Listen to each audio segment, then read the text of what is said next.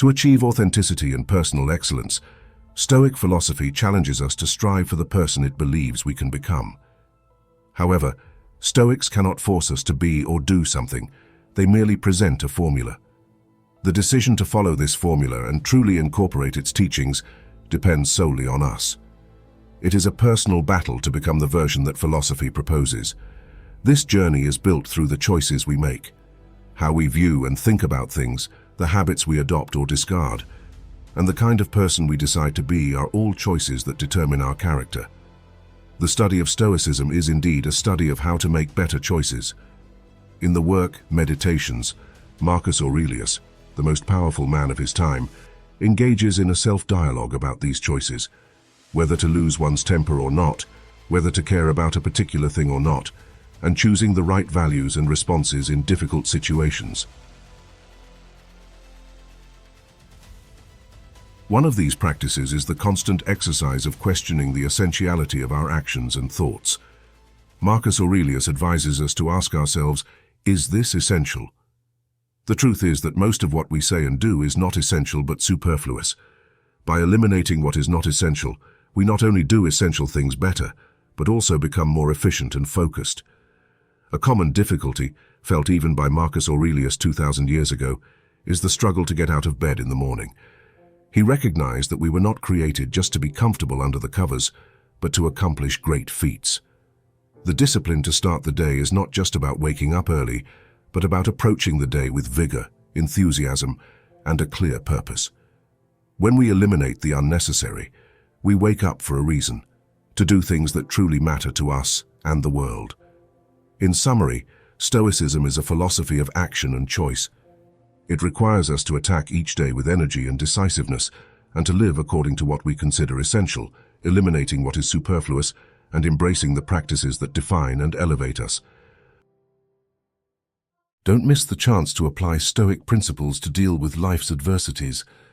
Grab the Stoic Mindset ebook now and discover how to cultivate serenity in the midst of chaos, make wiser decisions, and overcome adversity with mental strength. Click on the link in the first pinned comment and embark on your journey of wisdom. Everyone wants to become beautiful, and the Stoics present us with a surprisingly simple way to achieve this. We become beautiful when we make beautiful choices.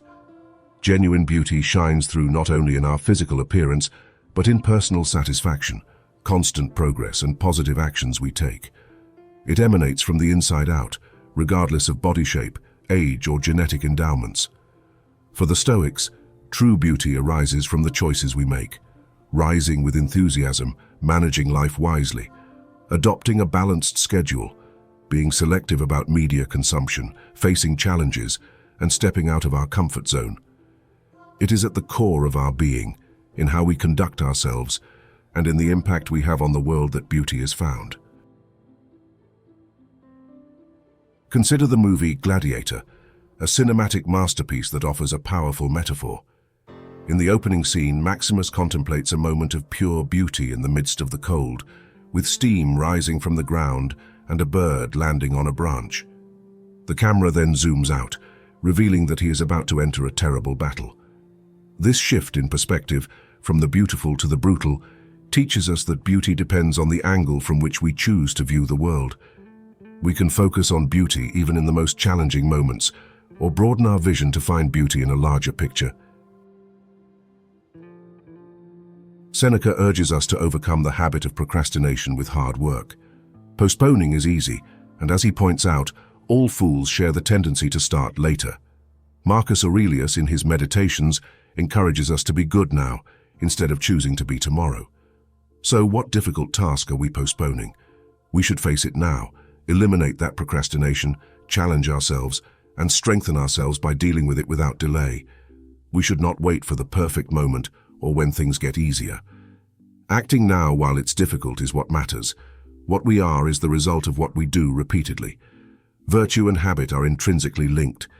If we want to be beautiful both inside and out, we must start now by making beautiful choices, facing difficult tasks, and cultivating habits that reflect our best qualities. It is in present action, not the promise of future effort, that we become who we aspire to be. How do I become more virtuous? Aristotle says it's the same way you become a better builder, by building more, doing the work. Epictetus, in his discourses, encourages us not only to talk about our philosophy, but to embody it. Speaking and writing about philosophy are certainly a form of practice, but the essence lies in making conscious choices and acting accordingly. Our ability is confirmed and grows through the actions we perform. If you want to be something or do something, you must make it a habit. Therefore, the essence of all these choices is in constant practice, choosing them repeatedly until they become part of your muscle memory, your identity. The Stoics remind us that the whole world is a temple of the gods. Look at that sunset, this beach, this life. Marcus Aurelius tells us to remember that we are fortunate to be alive, to experience this moment, even if the world around us is in turmoil. Being bitter, cynical, or disdainful is wasting the gift of the present. And it's no accident that we call it a present, because it truly is a gift. Even if this is not the best time to be alive, it is the only time we have. So we focus on what we control, our perceptions, opinions, and attitudes. We don't control her, and here we are, but we try to make the best use of it, accept it, and be grateful. And that's how we find happiness. In the present moment, no matter what is happening in the world, whether you are cold, tired, hungry, or well-rested, regardless of the situation itself, Marcus Aurelius argues that what matters is doing the right thing. The rest is secondary. The Stoics believe that the task of a Stoic is to do good. It is about the virtue of justice. There are no excuses or explanations. Virtue is paramount. That is why we were placed here. No matter what others do or say, Marcus Aurelius's task, as he writes to himself in the Meditations, is to be good and also to do good, to help others, be a force for good in the world, and leave this place better than he found it. This is the supreme habit, the one that should override all others and should guide and inspire all our actions and choices. According to the Stoics, no one can truly harm you. They can hurt you, say cruel things, attack you, make you bleed. But for the Stoics, harm is a choice. You decide whether to see yourself as harmed by it. Eleanor Roosevelt expressed something similar. No one can make you feel inferior without your consent. We choose to feel harmed. According to Epictetus, you are hurt the moment you believe you are. Marcus Aurelius tells us not to choose to feel harmed. We control our emotions, opinions, and the story we tell ourselves about what happened. And that's why the Stoics say we are complicit when we feel harmed, because we choose to see it that way. A biographer of Marcus Aurelius wrote that what was so great about him is that his severity was limited only to himself. A Lincoln aide said something similar. He observed that Lincoln did not expect perfection from anyone, not even the same high standards he held for himself. We have to understand that self-discipline is, for a reason, called self. It's our standards, rules, and potential that we are trying to reach, not a weapon we use against others. Our discipline should be limited to ourselves, our choices, actions, habits, expectations. And when we see other people not meeting our standards or their own, we should be forgiving, tolerant, helpful, and encouraging. That's what self-discipline implies. When faced with the statement, "You are frustrating me," the Stoic response would be to acknowledge that no one can make us feel frustrated. That is something we choose to feel. If we find ourselves offended, according to Epictetus, we are complicit in being offended. As the Stoics say, things do not disturb us. We choose to be disturbed by them. It is our opinions that are the problem, not the objective situation. Therefore, it is crucial to remember that no one can make us feel anger, sadness, or frustration. These are choices we make. We are responsible for our own emotions. And I am saying this as much to you as to myself, because I forget it all the time. We are responsible for our own emotions, no one else. No one can make us feel, say, or do anything, let alone make us feel frustrated or angry.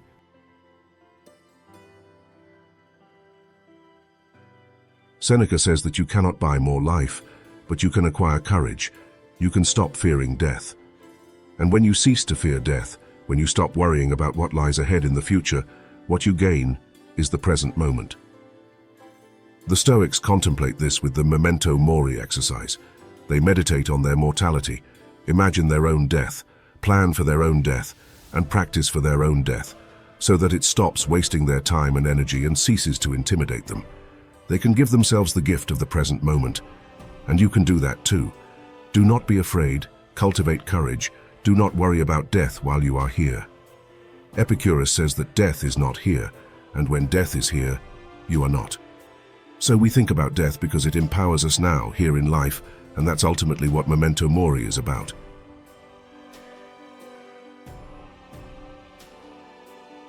One of the things we must strive to do as Stoics is to have better boundaries.